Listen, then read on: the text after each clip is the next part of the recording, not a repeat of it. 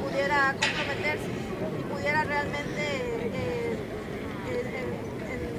entiendan y que entiendan muy bien que esto realmente es un problema muy grave. Por ejemplo, aquí a lo mejor nosotros no lo sentimos, pero hay mucha gente en muchas partes del mundo que están sufriendo las consecuencias de este cambio climático.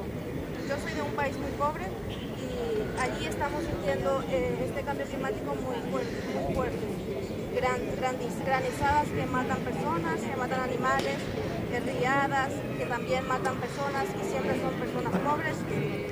En mi país, por ejemplo, es un país que tiene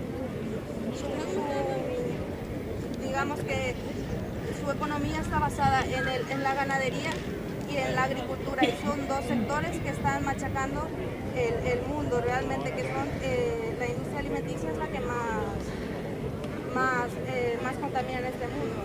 Y yo creo que debemos de levantar nuestras voces desde aquí, desde todas partes del mundo, por esas personas que no pueden levantar su voz y no pueden ser escuchadas.